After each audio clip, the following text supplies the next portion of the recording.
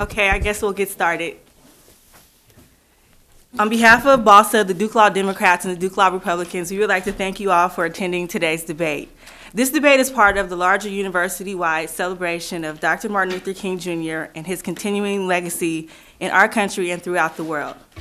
First, our goal today in celebrating Dr. King is to really challenge you to think critically about Dr. King's teachings and legacy. We have chosen the debate format for precisely this reason. An excerpt from the autobiography of Malcolm X really captures the excitement and the mental challenge that debate stimulates. In the chapter saved from his autobiography, he says, "But I will tell you that right there in the prison, debating, speaking to a crowd, was as exhilarating to me as the discovery of knowledge through reading had been.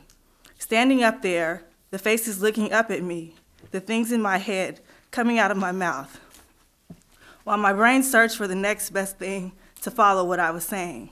And if I could sway them to my side by handling it right, then I had won the debate. Once my feet got wet, I was gone on debating." So I think you can see that our goal here really is to stimulate not only our debaters on stage, but also you in the audience. Second, we have chosen the British parliamentary style of debate because although we are excited to hear from our illustrious debaters, we also would like your participation. So to that end, there are 4 ways in which you can participate as an audience member. First of all, you are invited to ask questions. There'll be a certain point in time in the debate where I will open up the debate to the floor, and you at that time can stand up and ask a question. You can also make a short statement in favor of the proposition side or in opposition to it. Thirdly, if you agree about a comment that is made by one of the debaters, you are encouraged to loudly yell out, "Hear, hear." On the contrary side, if you disagree, you are to bang your desk and yell, "Shame, shame." So it can get a little bit rowdy in here, but that's okay because we really would like for you guys to, if you agree with something, let us know. So to that end, we need to do a little practice to warm us up. So I'll read a statement, and if you agree with my statement, it's "hear, hear." If you disagree, bang your desk and yell, "Shame, shame." Okay. It is so cold outside that the red states are turning blue. Here, here. All right. Okay, one more statement, and we'll see. You guys are a little bit slow on the uptake here, so one more time. Number 2, due to the forecast of 1 to 2 inches of snow that will fall tonight, Duke Law should cancel all of his classes for today and tomorrow. Right. All right, so now that we have that out of the way, I will begin by introducing you to the debaters. On the proposition team, that is the team that is for the House's proposition, we have Professor Siegel, you can raise your hand, Vendelela Neely, and Chris Richardson. And on the opposition side, we have Kisha Payton, James Nowlin, and David Cooke. So at this point in time, I would like to leave you with the House's proposition and allow the debaters to share their thoughts with you. Resolved, this House believes that Dr. Martin Luther King Jr.'s dream is still alive.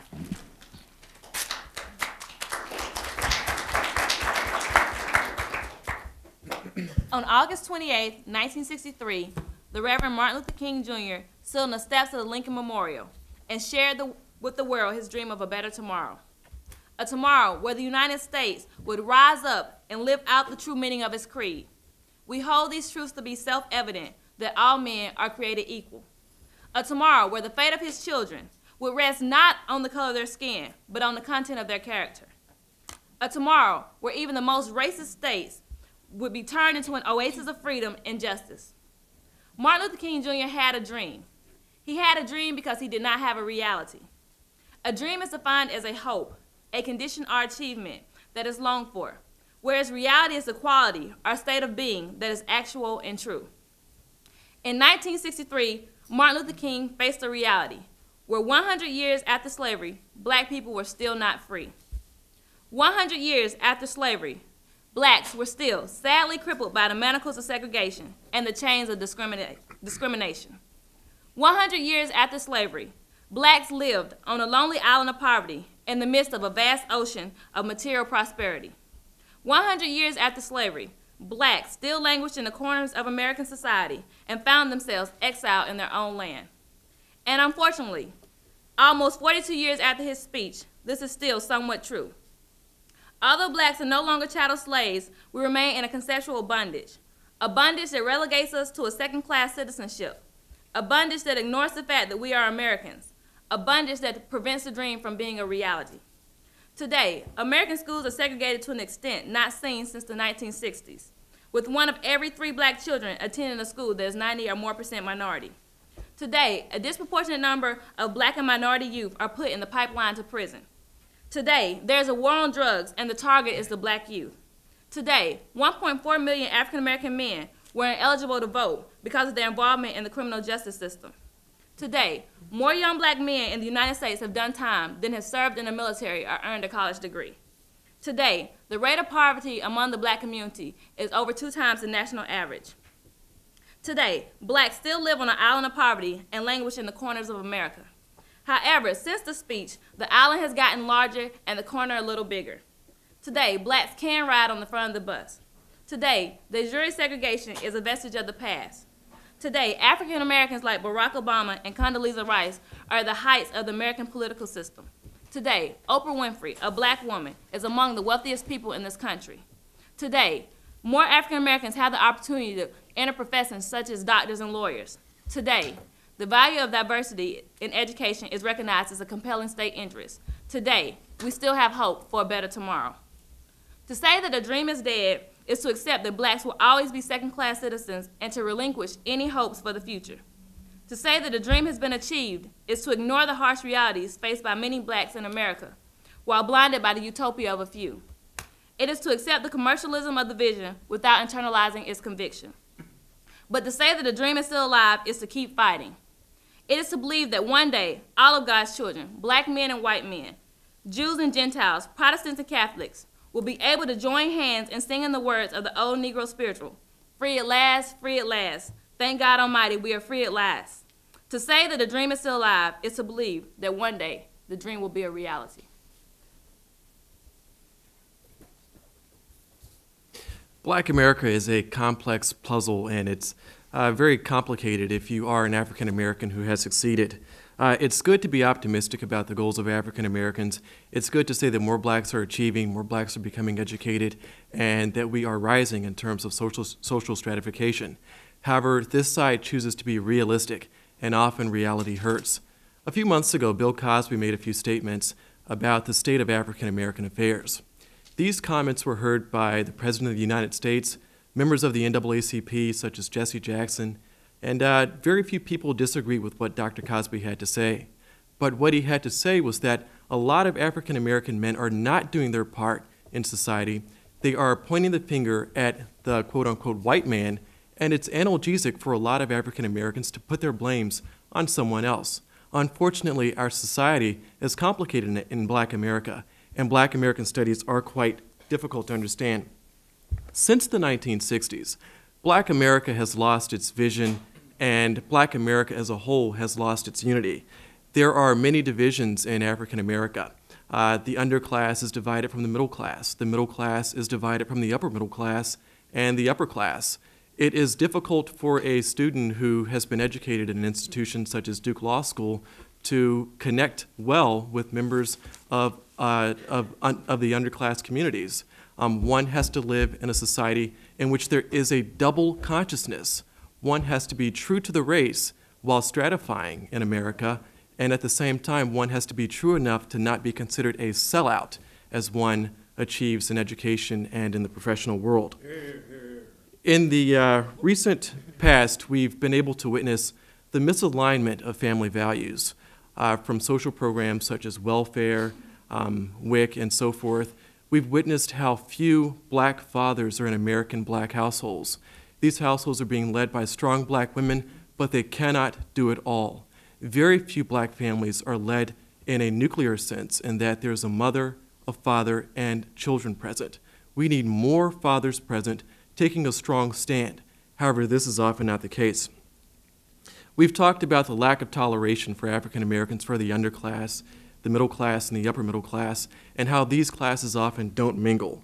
There is a distinct types of bigotry in African America, classism, homophobia, disdain towards African American Republicans, looking down among people in this race, however, not realizing that the strength of the race rests in the fact that members are different, and that's where our strength lies, with different members such as Justice Janice Rogers Brown, who was appointed by President George Bush for the U.S. Court of Appeals for the D.C. Circuit.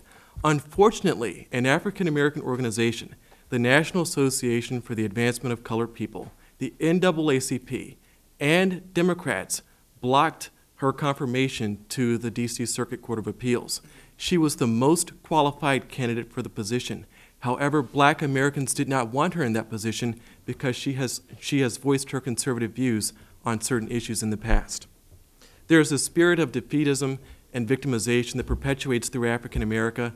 Instead of pointing the finger at other people, African America needs to look deep within itself and realize that a lot of the problems within the race are caused by members of the race. Today, David Cooke, the one out to my left, will be speaking on the issues of voting and disenfranchisement. His view is that the dream is not dead, but the dream is dormant. The dream has been realized and continues to be realized for students such as Duke Law students, people who've been able to achieve the American dream. However, the dream is not a reality for members of the underclass, and all it takes is a quick walk or a quick car drive about 2 minutes away from Duke Law School to realize that not all African Americans are like the talented, educated individuals that you see here at Duke Law School today. David will be talking about voting and disenfranchisement. He'll be talking about the numbers of Black men who have become victims of the United States penal system. Dr. King stated that we can never be satisfied as long as the Negro in Mississippi cannot vote and the Negro in New York has nothing to vote for. David will analyze 1960s issues and statistics versus current trends, such as 1990s issues in economics, politics, and voting. And he will be studying and analyzing illusory voting gap issues also. Kisha, to my right, is a 3L law student, and she's going to provide us with statistics of Black families and education. Resources and segregation in the public school system are issues that she'll talk about. And she'll investigate how few American school systems are truly integrated. And although they are integrated, lots of African American students are not in the classes that will provide them with the adequate education in order to come to elite institutions such as Duke. Kisha's focus will be on Chief Justice Warren's quote that it is doubtful that any child may reasonably be expected to succeed in life if he is denied the opportunity of an education. She'll be talking about dropout rates and tracking in school systems as well. Our view is that the dream is alive for some African Americans, but the dream is not alive for most African Americans. In order for the dream to be realized, we need to dig deep within ourselves as African Americans and realize that the problem is not always the white man. The problem is not always society, but the problem is often ourselves. Can I get up here and speak? Is that okay? Thank you. I don't like sitting down. I like to move my hands when I speak. Yeah, you can do whatever you want. Can y'all hear me in the back? Well, first and foremost, we're going to hear a lot of statistics today on both sides, which are all true and all horrible. But I don't want to focus on the negative without injecting the positive. Dr. King and our civil rights forefathers did not wallow in despair, but saw this country for what it was and still strive for better. So did Dr. King win, and did his dream come to fruition? I say, of course he won. We're not sitting here debating George Wallace Day. We're not debating Bull Connor Day. Coretta Scott King isn't speaking about segregation's victory in America. We're sitting here honoring Dr. King because his vision touched a nerve in this country that continues to this day. He is recognized as one of America's greatest heroes because he symbolized all that we want for our nation and more. Self-sacrifice in the face of tremendous odds in the hopes for a better tomorrow. And his dream still lives today, continues to touch and change lives, and rolls on. So I want to discuss some of the realities of 1960 and some of the realities of today. In 1960, 55% of the Black population lived in poverty. Today, the most admired man and woman in America are Blacks, represented in Colin Powell and Oprah Winfrey. In Mississippi, which King targeted as the worst of the worst, 892 black elected officials exist today, the highest of any other state. In 1964, the percentage of blacks aged 25 who had a high school diploma was 26%. That number is now 80%. There are 3 times as many black lawyers today as there were in 1960. Back in 1964, the percentage of blacks aged 25 who were college graduates was 4%. By 2003, that number was 17%, with whites at 24%. These are not the statistics of a defeated and a demoralized and lost people. These are not the last gasps of a dying dream, but it shows a people on the rise and a people who still have a sense of hope within them. No, Dr. King would not be satisfied with the state of the black family. He'd be infuriated to know that BET consists of nothing more than a degradation of black women. He'd be furious to know the level of anti-intellectualism and the separatism, culture of separatism that pervades our community. He'd be horrified to know that half the population in prison is black. But he'd be hopeful that we here in this room and in this society as future lawyers would work hard to ensure that that system is as fair as it should be. He would recognize, I think, that this dream is bigger than one man.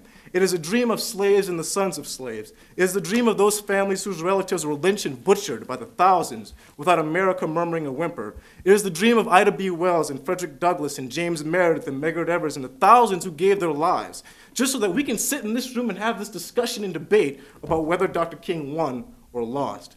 It is the dream of those who buy into this nation sight unseen and have faith that we will give into the better angel of equality. It is the dream which lives for people like me, who grew up in the other America of the working poor, for the millions throughout the world, from the white South Dakotan farmer, for those enslaved in Sudan, who didn't crawl through the dirt and beat back the face of injustice just so that they can be told that their dreams are for naught. We didn't come this far and bear this burden. My mother didn't face down the Klan in the 1960s, and my great-uncles were not beaten bloody so that I may grab their torch and tell them, oh no, this burden is too great, or oh no, we've come far enough. Even in the face of injustice, Dr. King said that he refused to believe that the Bank of Justice was bankrupt. He didn't promise 1963 to be an end, but only the beginning of a long struggle, just as 1863 and the Emancipation Proclamation was not an end, but a beginning. We are all here at Duke Law School, among the elitist of the elites. The dream is not only alive and well for us, but it stands to be quite profitable for a lot of us. We can sit here and quibble. We can sit here and quibble over academic arguments, but the true question is not whether the dream is dead or not, but what are we all doing individually for those left behind? If Dr. King's dream is dead for you, then may I suggest that you start a new dream for a new generation. But in starting that dream, I challenge you to look beneath your feet and see that right below you is Dr. King and the souls of many holding you up so that you may reach higher. Thank you.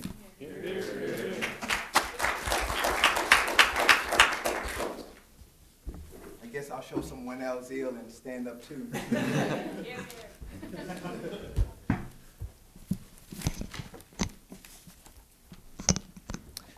My opponent, Chris Richardson, gave some enthralling and very emotional statements, and I love him for it, and I'm with you. He also gave some statistics of individuals like Oprah, and let's throw Barack Obama in there, and, you know, Michael Jordan. But the fact is that this is no different from MLK's time and even before MLK's time, which compelled him to make this dream speech. W.E.B. Du Bois had the Tuskegee Institute. Booker T. Washington had the Talented 10th. And what happened there? You had the top tier of blacks who prospered and excelled when they left their 90% of other comrades. Just keep that in mind. I want to elucidate our side's argument. We're not discussing the validity or the necessity of MLK's dream, but we want to systematically, based on his words, determine whether he would feel if his dream is alive. We're not even necessarily saying that the dream is dead, but at most the dream is dormant. The most efficient way to determine this is to take a chronological approach of the happenings of MLK's time and what is recently happening. Now, our opponents may gesture about the gradual changes over time and how we've excelled, but MLK quoted, "This is no time to engage in the luxury of cooling off or to take the tranquilizing drug of gradualism." Hear, hear. Not only has this argument of gradualism not been tolerated in MLK's eyes, but this gradualism is often illusory and exaggerated. For example, when MLK asserted, "We can never be satisfied as long as a Negro in Mississippi cannot vote, and a Negro in New York believes he has nothing to vote for," well, let's talk about the Voting Rights Act of 1965. Voter participation increased briefly, but the turnout dropped to 55% in 1972 and stayed slightly lower since then. We talk about the gap closing between whites and blacks, but we don't mention that a big part of the closing gaps is the fact that whites have often become apathetic and their turnout has dropped. White voter turnout has dropped from 57% to 43% in midterm elections from 1966 to 1998. The black vote dropped from 42% to 40% during this time period, reaching a low of 33.8% into 1974 elections. Talking about the gap, in our own back door, North Carolina, 46.8% of blacks voted in 1965, while 96.8% of whites voted, which shows a 50% gap. Now, currently, the gap is only at 7.4%, but little did they note that only 65.6% of whites have been recently voting, compared to 58.2% of blacks.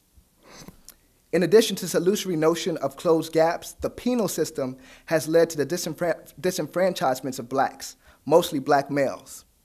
MLK quotes, "The Negro lives on a lonely island of poverty in the midst of a vast ocean of material prosperity." Today, a large population of the Negro is still on an island, Rikers Island. The penal system is a system supported by the stratification of society based on color. The notion of moral condemnation is inherent in our notion of criminal justice. Since we have to choose the things which we condemned, historically we've chosen to condemn the things which are committed by people of color. Things like rape, death penalty, drug laws, the war on drugs, which I'll mention. At the same time, we have yet to indicate our willingness to condemn those things which one could argue rich white folks do, like corporate liability. Can we say Enron? Only recently, for example, have we indicated unwillingness to conceive how we can significantly and seriously punish white-collar crimes. Statistically, overall, black men are sent to state prisons on drug charges at 13 times the rate of white men. Blacks comprise 62.7% of drug offenders admitted to state prisons across the country, although research has shown that there are 5 times more white drug users than black drug users. So I guess we're basically saying that someone's going to the suburbs dealing with drugs, but I'm not sure about that. Currently, African Americans represent only 13% of the national population, yet in 7 states, blacks constitute between 80 and 90% of all people sent to prison on drug charges. Nationwide, more blacks were sent to state prison on drug charges than for crimes of violence. In 1991, a black male had a 28.5% chance of spending time in prison. When we consider social class differences within the black population, the prospect of a poor black male being incarcerated is 75%. Blacks have been disproportionately affected by the national war on drugs, carried out primarily through arrest, prosecution, imprisonment of street-level drug offenders from inner-city communities. In 1996, blacks constituted 62.6% of all drug offenders admitted to state prisons. In at least 15 states, black men were sent to prison on drug charges at rates ranging from 20 to 57 times of white men. Blacks are prosecuted in federal courts more frequently than whites for crack cocaine offenses, and thus as a group have few felt the effects of the longer sentences for crack versus powder cocaine, which happens to be more expensive. Racial profiling and other forms of unequal treatment of minorities by the criminal justice system have further contributed to the overrepresentation of minorities in the incarcerated population. Minority youth are treated far more harshly compared to similarly situated white counterparts within the juvenile criminal system. Due to this, there's been a substantial disenfranchisement of the black vote, especially in black males. The state of Georgia is the only state which gives statistics of voting based upon gender and race. So don't buy all the other facts about this increase. In North Carolina, 9% of the black male population in the state cannot vote. Laws that prohibit felons from voting have denied black males who have been convicted of a felony the right to vote. North Carolina is one of 29 states that do not allow felons to vote while in prison, on parole, or on probation. 58% of the felons who are disenfranchised in North Carolina are now on probation. Felonies in North Carolina range from murder to farm animals. Right now, in the North Carolina law, someone can be on probation for committing a relatively minor crime and never serve a time in prison and still not be allowed to vote. Many poor people cannot vote. The National Voter Registration Act of 1993, known as the Motor Voter Law, was designed to increase the number of people, including the poor and disabled, who are registered to vote. This law requires driver license offices to take applications for voter registration. The Motor Voter Law also allowed other government agencies and programs to conduct voter registration along with other office businesses. And amongst the poor, only 15% of food stamp applicants in North Carolina were registered to vote. Alive or not alive? We're not arguing whether it's alive or not alive. We're just saying that it's, well, we are arguing whether it's alive or not alive. Strike that comment. We're not saying that it's dead, but what we are saying is that we have a long way to go. And we have a proclivity to think that Martin Luther King was some pacifist who just said, oh, just slap me in the face and let's gradually do it. But remember, he said we can't take the breadcrumbs. Regarding feeling like, being a part of a party system, if we're gonna be honest, for the most part, most black people probably didn't vote for Bush. And at the same time, most black people probably didn't vote for Kerry, they just voted against Bush. At the same, Al Sharpton, he gave a statement. I know I'm quoting Al Sharpton, but just work with me. Al Sharpton, let me tell you why. No. Let me tell you why, though. Al Sharpton, he was a tutor of Jesse Jackson, who was tutored under MLK. And he basically said the two-party system is like the pimp. Am I allowed to say that here? I said it, so I guess it's too late. You strike that 20 years from now. And the black vote is like the prostitute, where basically they use the black vote when it's time for election time, but after that, they forget us and lock us in the closet when wifey comes home.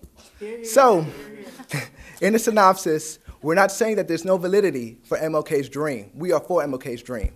But if you think it's alive and well, you're deceived.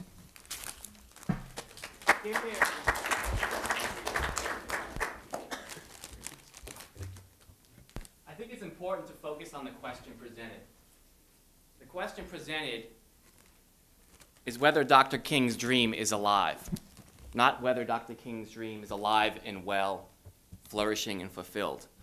My understanding of our responsibilities was that my colleagues and I were to argue that yes, Dr. King's dream is still alive, and that the opposition was to argue that no, in fact, Dr. King's dream is not alive. My understanding of the opposition to the statement that Dr. King's dream is still alive is that in fact it is not. It is dead. That's a spectacularly, breathtakingly depressing vision. One so depressing that I think we should ask ourselves, insofar as we believe that, why we are here today. I think the question is whether the dream is still alive, and I think my colleagues have argued very persuasively that for all the good and all the bad that we've heard about and that exists in our society, that the dream is still alive, and I would agree emphatically. We've heard a lot of negativity, most of it very astute and very apt from the opposition.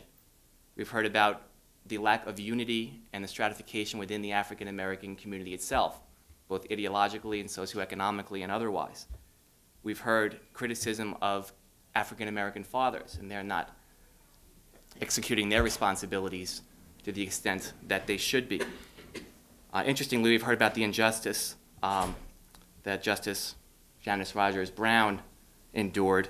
I think we could reasonably disagree about a lot of things. I think that would be one where I think certainly the overwhelming majority of African Americans, and I would say actually white Americans, would disagree if they actually understood what she believes and the kinds of decisions that she's rendered. But we'll put that to one side. We've heard about voting and disenfranchisement. I understand that we'll hear about black families and education. There's more negativity out there. My understanding is that 1 in 3 African Americans in this country live below the poverty line. That's staggering. 1 in 4 African Americans are going to be in police custody at some point by the time they're 30 years old. That's amazing. You think about the last presidential election, neither side. If you voted for Bush, you voted for Kerry. No one stressed the degree of socioeconomic stratification that exists in our society. No one seemed to be overly disturbed by the income distribution and how it gets worse and worse. All we heard about is the need for greater and greater tax cuts, more income inequality in our country. The Supreme Court hasn't done a much better job. We heard a beautiful quote by the Chief Justice Warren in Brown about the need for education, how it's unrealistic to think that anyone could succeed in our society without an education. And yet the greatest source of inequality in our society, which is access to material resources, access to education, the Supreme Court has told us that the Equal Protection Clause is completely invisible to. So there's lots of reasons to be, as the opposition says, realistic, even when reality really hurts. Nevertheless, I want to focus on the question presented, which is whether the dream is still alive. And I want you to imagine with me what it would be like if, in fact, the dream were dead. The opposition, I should add, when you parse their words carefully, doesn't really disagree. They say the dream is alive for some, but not alive for most African Americans. The dream is not dead, but dormant, right? The dream is alive, but we have a long way to go. So I think, bottom line, both sides agree. The dream is alive, and we have quite a way to go. And if you're inclined to disagree, think about what it would mean to live in this society, in the year 2005, and have the dream be dead. We could think about it at the national level, in which you wouldn't see African Americans and women and Latinos and other minorities in the highest councils of government, in the different branches of government. We could think about it on the most immediate level here at Duke Law School, and I think it's a wonderful point that this is not a random sample of African Americans in American society. But nevertheless, take it seriously. The dream is dead, and what that means. It means I have to teach Brown to an all-white classroom. It means I have to teach gender discrimination and all the work that my Justice Ginsburg, did, being the Thurgood Marshal for women, to a class full of all men. It means that when you graduate from this place, no matter how smart you are, and how capable you are, and how skilled you are personally and professionally, you can't get a job as a law clerk. You can't get a job as a law firm. Right? That's what Justice O'Connor and Justice Ginsburg had to endure. John Hope Franklin, he's not just regarded as a treasure in the local community, he's regarded as a national treasure, right? On par with sitting Supreme Court justices, another great life in the law. None of this would be fathomable if we really were serious in suggesting that the dream is dead. I want to suggest that, in fact, the dream is alive. And those who would disagree and say that it is dead and let the realism, the painful realism, overwhelm their consciousness, overwhelm their rationality, and offer a counsel of despair, I would defy them. And I would defy them, and I would ask you to join me. To say that the dream is dead is to say that Dr. King died in vain. It's to say that his life didn't amount to much. His dream is our dream. And ultimately, dreams reside, they live and die in the hearts and minds of individuals. And so I ask you, look into your heart and look into your mind. Is the dream alive, or is the dream dead? And if the dream is dead, why are we here? Because there's no point in fighting for racial justice, and no point in fighting against discrimination on the basis of all sorts of categories if we think the dream is dead. Absolutely nothing good can come of a dead dream.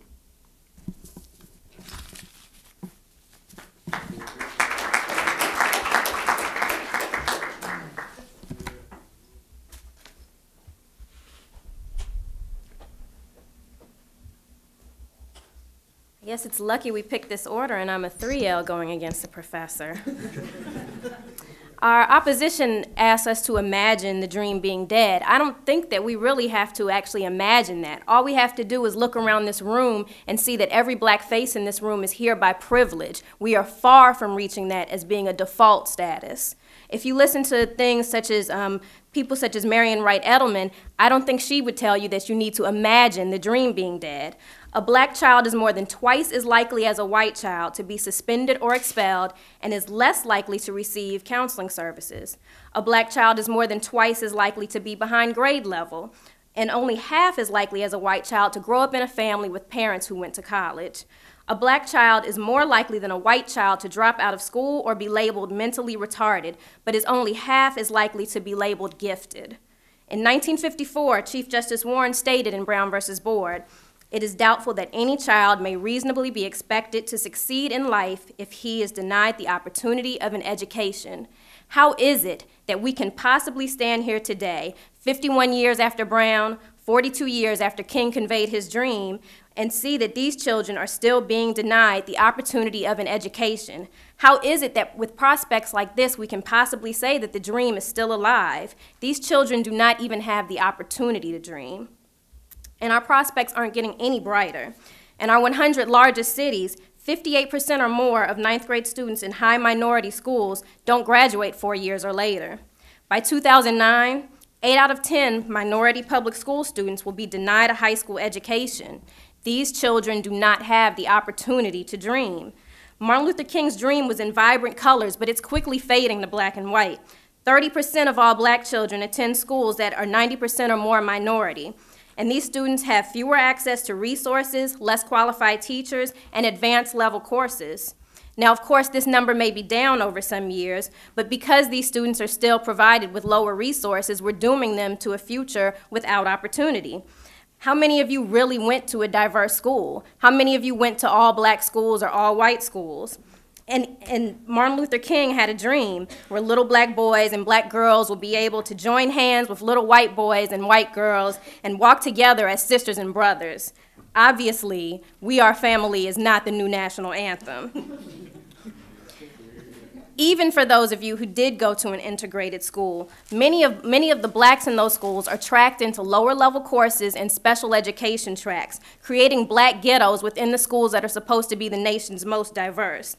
How many of your perceptions in school were shaped not by true classroom interaction, or better yet, extracurricular activities, Boy Scouts, Girl Scouts, but rather shaped by your perception of them from across the cafeteria or through the media?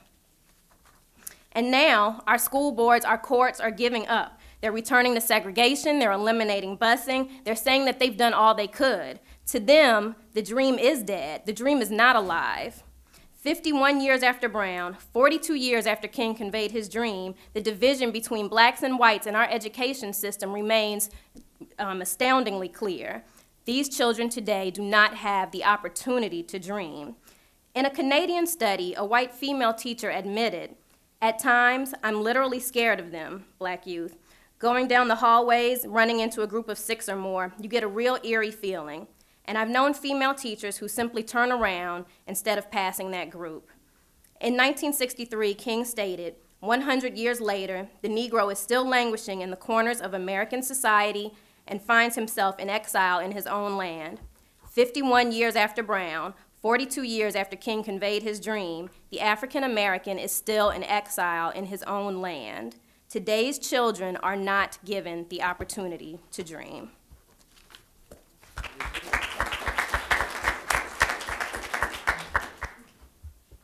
At this point in time, we would like to open the debate up to the floor. So if any of you have questions and would like to be recognized by the House, please stand up, ask your question, or make a comment in opposition or proposition of the House's resolution.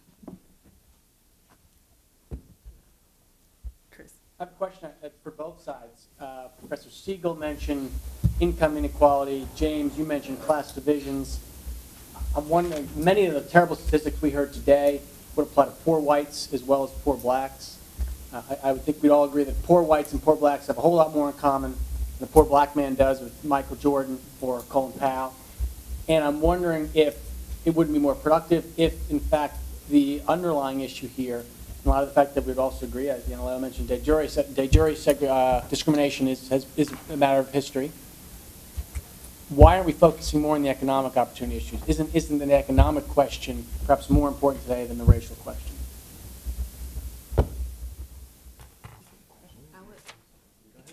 I would say, as far as the economic issue goes, a lot of the economic problems that African Americans face is a result of race.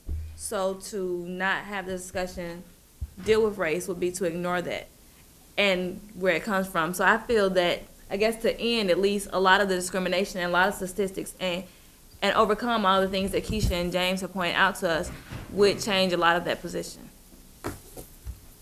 I think that even if you look at it from an economic standpoint, we have to remember that Dr. King's vision was not merely one based solely on race. He wanted all people to enjoy equality and have access to different opportunities in life. So even looking at it from that economic standpoint, you can see that there's a lot of oppression and discrimination that still occurs based on wealth. And so if that hasn't been achieved, Dr. King's dream still hasn't been achieved today.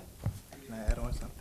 Go ahead. I was going to say as well, from a geographical standpoint, there is a huge difference because mostly among blacks, they're urbanized and they're ghettoized, versus, if that's a real word, but amongst the whites, the poor whites, they're more dispersed. So what happens is that you have like a high population of law enforcement who hang around those urbanized areas, you know, just waiting for a potential black perpetrator to do something so I can lock him up, versus, and that's, you know, that's more evident versus, you know, poor white people who are oftentimes dispersed throughout an area. Could I say something, Erika?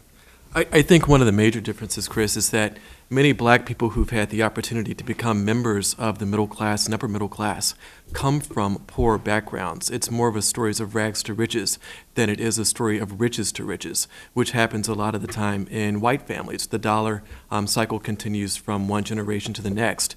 For many students and for many people who've achieved in black America, many of them have scraped themselves up from the bottom, gotten out of those ghetto settings, and they've achieved.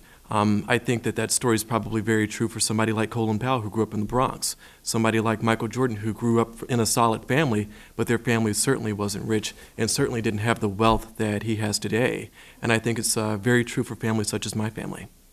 I have a question. I guess this is for both sides, and I'm just trying to get my hands around what, and I know that the question is presented doesn't really present this, but what would you see as the sort of practical implications of your position? So say I accept the position that the dream is still alive, and we all accept that, and we walk out of here. Where does that take us from here? And on the other side, if we take the position that the dream is dormant or dead or whatever nomenclature you want to put to it, we walk out and leave, where does that take us from here?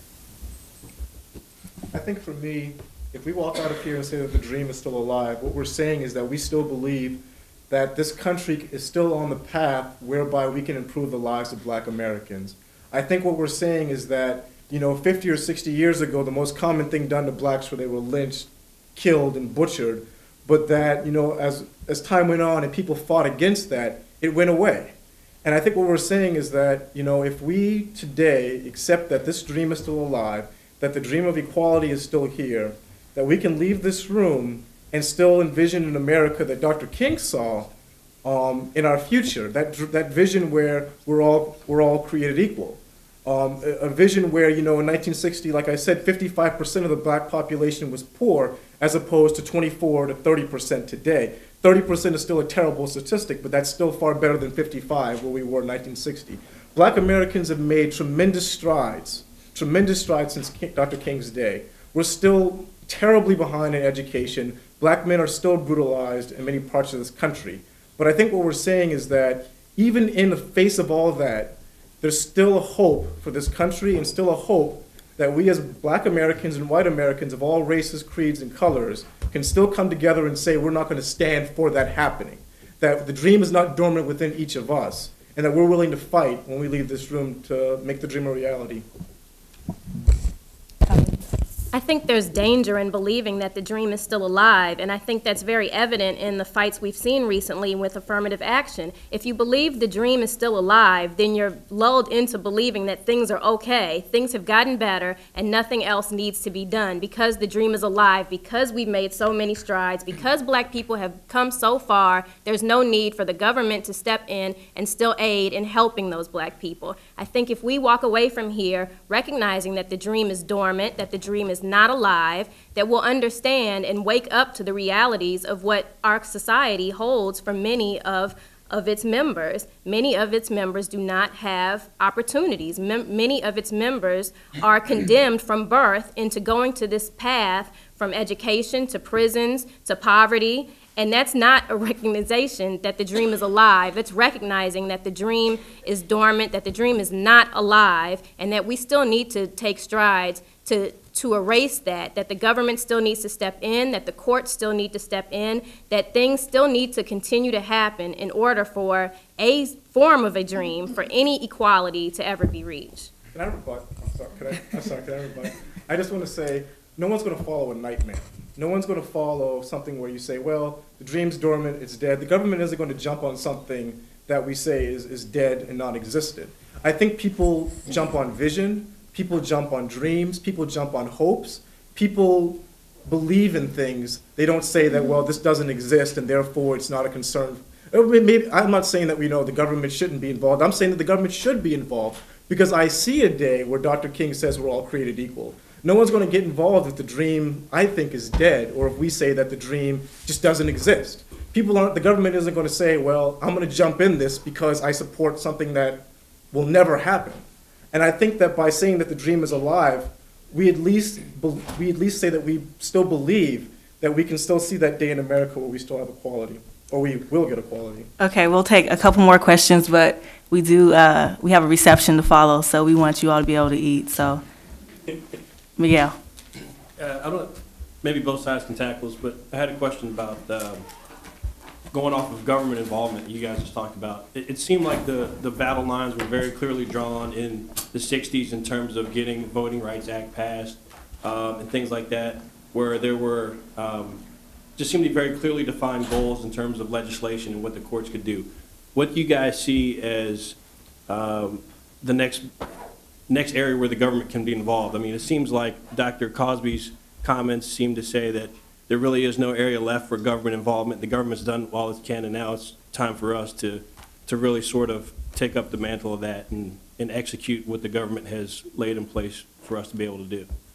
I think if we analyze the shocking statistics that both sides provided, and we realize how little progress Black America has made in the past 40 years with respect to other groups of people in the United States, and with respect to the fact that we have affirmative action programs and equal opportunity programs, those programs probably are, if they are working, they're only working minimally. So it's time for Black America to dig deep within itself, to stop using the analgesic finger pointing toward white America, and to look within itself to find out that its problems lie within the race, not outside of the race with white America much of the time.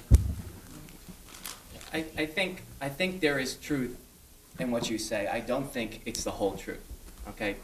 I think Black America needs to look at itself, but you know what? So does white America. White America needs to do a whole lot more than it has done to take these problems seriously. And one way in which government could do that in a rather immediate fashion, they say, conservatives say, well, if you don't like a problem, throw money at it. That's what liberals do. And one response is, yeah. Actually, if you think education and public school are defunct because there are no resources, teachers get paid nothing, they get nickel and dimed along the way, there are too many kids in the classroom, there's no custodian. I'm describing my wife's job at E.K. Poe Elementary School.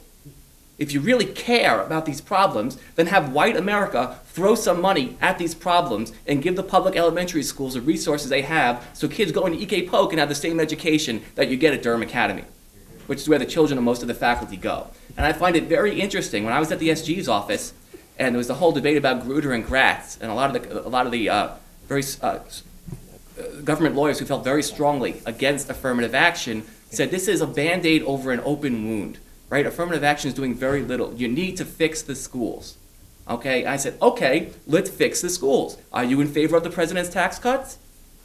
The answer is, almost without exception, yeah. Well, how are you going to fix the schools while you want tax cuts? So it's very easy to push the problem in other directions. I'm talking about what Black America needs to do and what people need to do for themselves. But you know what? There are certain problems, like public goods, like education, that requires money and resources and commitment. And if people had different values than they did, white America and Black America, we wouldn't be in the situation that we're in. We'll have time for one more question. Vanessa. I definitely agree with James when he said earlier that part of Martin Luther King's dream was to not see shows like BET that degrade Black women, where, you know, it's a Black entertainment television doing that, and to see the elite Black people in this country like Oprah Winfrey, Michael Jordan, give a lot to charity, but almost turn their backs in many areas, in many ways, to impoverished Black people. And I understand the point that the other side just made about, white America's solution possibly should be to throw money and to help education, which is where most of the help is needed. But in regards to James's earlier point and the fact that that is a problem, and it's evident that it's a problem even because Black immigrants that come from other countries that aren't Black Americans tend to succeed much more, tend to succeed just like other immigrants that are of other nationalities than Black Americans living in this country. So there is some fact to the point that Black America is holding Black America down. But my question to you is, well, then what is the solution? From here on out, what do you do to help, ameliorate that problem? Because white America can throw money all that they want towards education and towards, having affirmative action programs. But at the end of the day, those children still go home to the houses that they live in, to the parents that are still parenting them. And how do you fix that problem? I think it first starts with leadership. If you look at leaders like Al Sharpton and Jesse Jackson, who are typically always pointing the finger and starting wars over issues that often should be battles, we need different leadership in Black America. There's been a lot of strife and difficulty in the NAACP lately between Julian Bond and Kwesi Mfume, and fundamental differences among leaders. These leaders do not possess the qualities of Dr. King. There is so much strife among leadership and among leaders in the race who want to be seen as that leader, with the egotism and so many concerns about not having a vision for the race, that they're really holding back Black America. The other issue is we can't just throw money at problems. If you remember, the United States government, the United States government threw money at the welfare issue, and in many ways it deconstructed the Black family. We threw money at welfare, and today very few Black families have fathers in the household. So money's not the issue. Okay, with that comment, More tax cuts. Before we end the debate, I would like to give the opportunity for the opposition, the proposition, to have 2 more minutes of wrap-up comments, and then your last job as members of this House is to vote on the issue. So once they have finished making their statements, if you agree with the proposition that the dream is still alive, we ask you to exit out of that door and enjoy some food. If you agree with the opposition that the dream is not alive, please exit out of that door, and we will announce the winners of the debate. And we would like to ask you that when you do vote for the winner of the debate, your vote should solely be based on the quality of the arguments presented in the debate and not your own preconceptions about the issue. Okay, so I'd like to thank all of our debaters for participating today and thank all of you, but I'd like to allow them to end now. We just like to reiterate that by saying the dream is still alive, we're not saying that we're satisfied. We're not saying that the dream has been fulfilled. We're just saying, by saying the dream is alive, we still recognize the harsh reality that many Black Americans face. But by saying the dream is still alive, we believe there's hope for a future. We don't say it needs to be a gradual hope, but we believe that one day we shall overcome. We believe that one day Blacks and whites will all be equal citizens, and we believe that one day this country will live up to its mantra. By saying that the dream is still alive, we're saying that we want to keep fighting. We're saying that all the struggles before us were not in vain. We're not saying that we like what we see, but we're saying we believe we can see better. If I could add, we still have 2 minutes left? Okay, if I could add, I think I want to thank everyone and thank you for having me. It's a privilege and an honor to be here. Kisha, I think you are every bit the equal of a professor. And I think your arguments are very persuasive. I've noted the argument from the opposition change from we're not saying the dream isn't alive to, in fact, we are saying the dream isn't alive. Interestingly, if you parse Kisha's words carefully, I think she told you the reason why she feels the need to argue that. It's a prophylactic measure.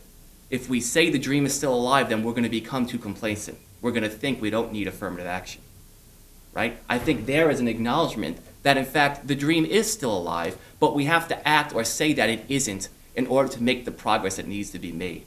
And I think what we have said, and I think has been argued very persuasively, is that you can only make that progress if you have a dream. The last thing I'll say is, if the dream is dead now, then there was no point in Dr. King having a dream then.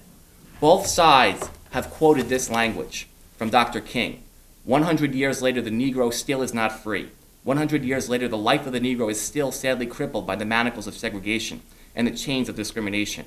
100 years later, the Negro lives on a lonely island of poverty in the midst of a vast ocean of material prosperity. 100 years later, the Negro is still languishing in the corners of American society and finds himself in exile in his own land. So we've come here today to dramatize a shameful condition. People tend to forget that. But do you know where those words come from? They come from the I Have a Dream speech. If we're wrong today, then he was wrong then. A few years ago, I had the privilege of talking with Coretta Scott King, and I asked her the question, if Dr. King were still alive today, would he be proud of the progress that Black Americans have made, and is the dream still alive? There was a very awkward and long silence after I asked her that question. And finally, after about 15 seconds, she finally stated that, I can't speak for my husband. He's no longer living. We have discussed a lot of issues today, and the opposition has stated that a lot of our opinions are negative. But these are facts, and they are realities. The realities are that Black America is behind in education, behind in terms of economic disparities, behind in so many ways that these aren't negative statistics, but these are real statistics. Often reality hurts, and the truth hurts. When Dr. Cosby made his statements, many people agreed with him, although there was a lot of conversation about the statements he made. But in the end, Jesse Jackson applauded the statements that he made. He agreed with what Dr. Cosby was saying. There's a spirit of anti-intellectualism in Black America that Kisha talked about. Instead of Black families making sure that their children are adept in math and science and English, they're putting a basketball or a football in their children's hands. The focus needs to be on education. The focus needs to be on values that are typical of middle-class American families. A lot of the time, this is not happening in Black American families. And unfortunately, to the detriment of many Black children, education is not the focus, and they realize in high school or when they apply to college that they don't have the foundation to perform or to be admitted to institutions where they can gain higher learning. We need to stop the analgesic finger pointing to the white man. We need to focus on the problems within the race. We need to find leadership. We need to find a vision in Black America. Colin Powell, Oprah Winfrey, Michael Jordan, Dr. Benjamin Carson, they are not the rule, but are more examples of exceptions to the rule. These are Black Americans who pull themselves up and who have achieved. This is not happening for all Black Americans. It's only happening for a certain segment of Black American society. And in that society, many of those people who have achieved come from rags to riches stories. Fortunately, this is a nation that believes not only in King's dream, but believes in the American dream. However, that dream is only alive for certain segments of the Black population. We need to do everything we can to awaken that dream so that all Black Americans have access to it.